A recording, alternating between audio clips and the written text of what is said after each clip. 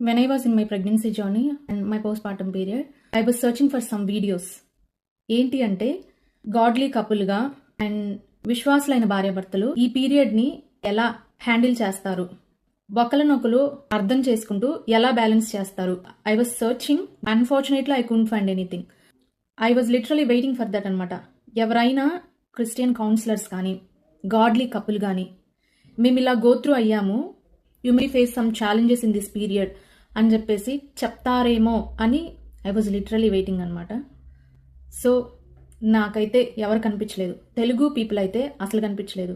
So then I decided after that నేను ఏడ్చుకుంటూ, లిటరల్గా కూర్చొని ఏడ్చుకుంటూ బలహీనమైన ఘటమైన భార్య అని చెప్పేసి ఒక టైటిల్ పెట్టుకుని ఆల్మోస్ట్ కొన్ని పేజెస్ రాస్తూ వచ్చాను.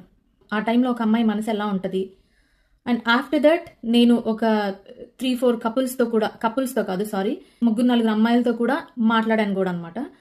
2-3 క్రిస్టియన్ బిలీవర్స్తో మాట్లాడాను అండ్ క్రిస్టియన్ బిలీవర్స్ కాని వాళ్ళతో కూడా మాట్లాడాను. అయితే నాకు ఇక్కడ అర్థమైన ఒక వింత విషయం ఏంటి అంటే, క్రిస్టియన్ బిలీవర్స్ కన్నా కూడా క్రిస్టియన్ బిలీవర్స్ కాని వాళ్ళే ఈ పీరియడ్ని చాలా బాగా హ్యాండిల్ చేశారు. చక్కగా బైబిల్ తెలిసిన వాళ్ళు, చక్కగా డాక్టరీన్స్ తెలిసిన వాళ్ళు, దేవునికి దగ్గరగా ఉంటున్న బిలీవర్స్ ఈ పీరియడ్ని కరెక్ట్గా హ్యాండిల్ చేయలేకపోయారు. ఇది చాలా sensitive topic, but I decided to speak out.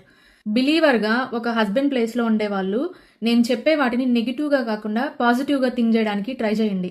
ఈ వీడియో అయితే ప్రత్యేకంగా పేరెంట్స్ హెల్ప్, ఇన్లాస్ హెల్ప్ ఉన్నప్పుడు మేబీ వాళ్ళ లైఫ్ స్మూత్గానే వెళ్ళొచ్చేమో ఆ పీరియడ్లో. అయితే ఇది కంప్లీట్గా ఎవ్వరు హెల్ప్ లేదు, వైఫ్ అండ్ హస్బెండ్ మాత్రమే they have to go through అన్నప్పుడు ఈ వీడియో ఖచ్చితంగా ఉపయోగపడచ్చు వాళ్ళకి. And parents help, in laws help ఉన్న వాళ్ళు చాలా గ్రేట్ఫుల్గా ఫీల్ అవ్వాలి. మీకు ఎవరైతే హెల్ప్ చేశారో వాళ్ళకి గ్రాటిట్యూడ్ చూపించడానికి ట్రై చేయండి. ఎందుకు అంటే అందరికీ ఆ హెల్ప్ దొరకదు, మీకు ఆ హెల్ప్ దొరికింది అంటే మీరు చాలా లక్కీ అని చెప్పాలి.